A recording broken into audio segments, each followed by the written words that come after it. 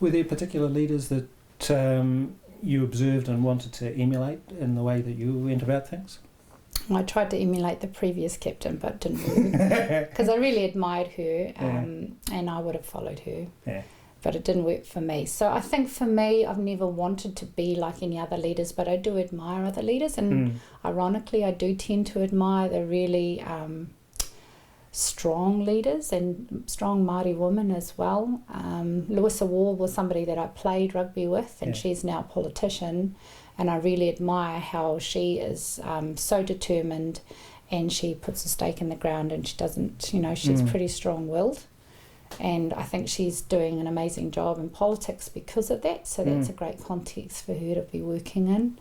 And then I admire people like Mavis Mullins, who's a Māori businesswoman and leader, and she is able to bring lots of people together, and she doesn't have a very hard-nosed approach, but she has a very intuitive leadership approach, and I really admire the way she brings out the best in people around her as well. So it sounds like you don't try to copy the people you admire, and yet you try to maybe take a bit of Can you talk more about how you might do that? Yeah, I suppose I just I'm always reflective. Even like when I'm in the moment, I'll kind of have a little check with myself afterwards and go, did I contribute in that meeting? Could I have done a better job? So I'm always doing that, and I don't think I necessarily formalise that process. But I do have people that I talk to afterwards, and I say, am I right or am I being too sensitive? So I kind of do that. But I do write things down that I want to remember to do next time. If I do think I need to do a little bit more in an area, I might go and do some reading in that area, or I might look at courses that are available, especially through the Institute of Directors, or there are a lot of women in leadership courses that I go to. And what I find really interesting is that I often go to these leadership conferences where I'm asked to be one of the guest speakers, but I actually get more out of listening to the speakers. So I have my notebook and I'm writing down what they do. So I do tend to go, okay, well, I might need to do a bit more of that, and I might need to do a little bit more of that, and give it a go and see how it works for me or doesn't. So how would you summarise some of your key strengths in leadership roles, both in sports and in other areas where you're practising? It's a good question. So what are my strengths? I don't really like talking about my strengths. Don't really think, once you think they're a strength, they might end up being a weakness. But I have been told that I'm good at bringing people together that may not necessarily have thought about coming together. I think you see possibilities that others might miss?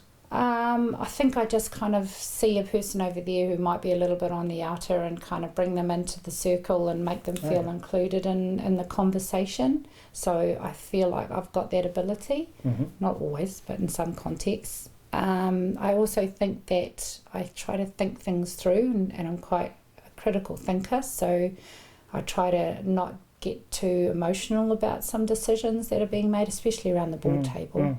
Because there's some decisions we make are never clear cut. There's always going to be a stakeholder that's not going to be happy with the outcome. So I try and I think that's my academic brain coming out and trying to weigh up the pros and the cons, and think about what is the wisest decision to make at that point in time. I think I'm inclusive. I think I speak my mind when I feel I need to. It sounds like you're also quite values-based. When you were talking about what you wanted, or how you wanted the Black Ferns to be respected. What sort of values drive your leadership? I do think I'm values-based. I think for me it's things that I value are things about being respectful. I really value people who give 100%, so I value putting in 100% when you're doing something. I value kindness, and I don't know if that's necessarily a value that people value in business, but maybe they do. But I do think we can do great things with kindness. I do value diversity in terms of thinking. So often when I feel like there's something about that person that irritates me or something rubs up, and I'm like, oh, I don't know why I don't really like this person, it's often because there's diversity in our thinking. And then I kind of put that aside and think, actually, that's really good to have around the board table. Yeah. Because if we all thought the same, we'd all kind of like get into groupthink. Yeah. So I think I have that ability to acknowledge that everybody doesn't think the same and that they can contribute. So humility, not necessarily always being the loudest and the one out the front all the time. So I actually like leading from behind the scenes. I'm actually an introvert. I would say I'm quite introverted, and I've learnt to be extroverted. Yeah.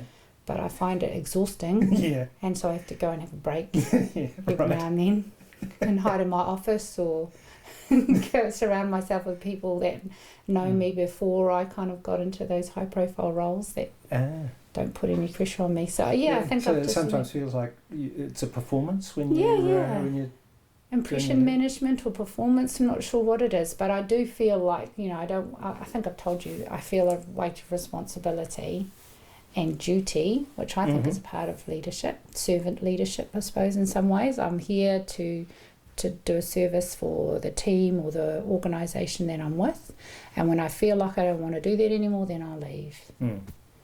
And not just be there to take up space.